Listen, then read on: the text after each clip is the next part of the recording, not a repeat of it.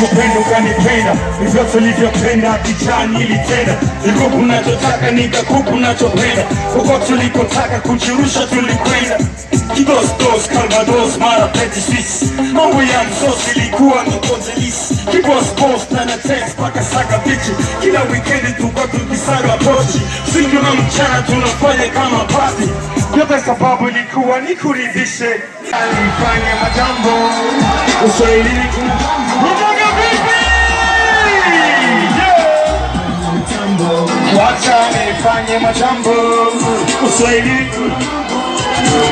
Mambo juu ya mambo, nipo kwenye mitambo kama kawaida, bado nafanya majambo. Napoka kwa sana, ninapakaza tuko sana.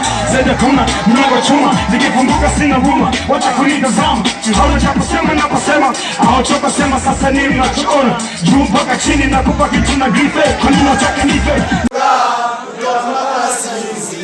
Umutima wangu karuka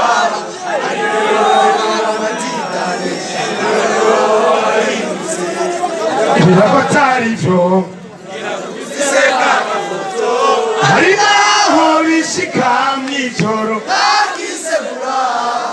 ngo ndabe yuko mu nzozi twahurira, kuko iminsi yabaye myinshi. Kubona akayaje ibifuku nyibiri muku hajya rero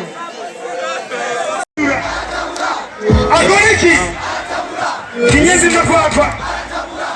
Aha, si reka ndakubwire kamugenzi, nidakubeshe ntawutamuzi. Uyo mukobwa ni ndangira, batamuhanahanye baramusangira. Akunda uyafise agakunda abazungu, Saidoti n'agapira we yakina abahungu. Aratunga amenye Yesu karabona, erega nagutwenge n'umugesera. Kubura amakasi yawo maze umwisironka, asigaye kubesha ngo aragukunda. Tukigire amahoro mwana mushire kano karirimbo, niyakumviriza kazomuhoza. Ndazi yuko nkumbuye, ndazi ko tunguye, ndacura intimba, nkatera mu gahogo mvuga nti ora baju ceceka baju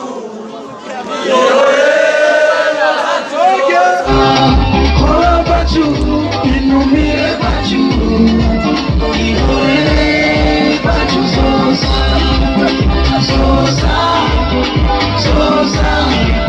ihore mwana wa myoyina sosa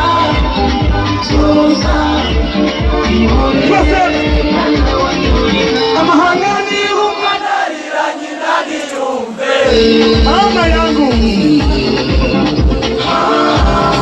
chenda kumva kukuri mu maraso no ku mutima. My baby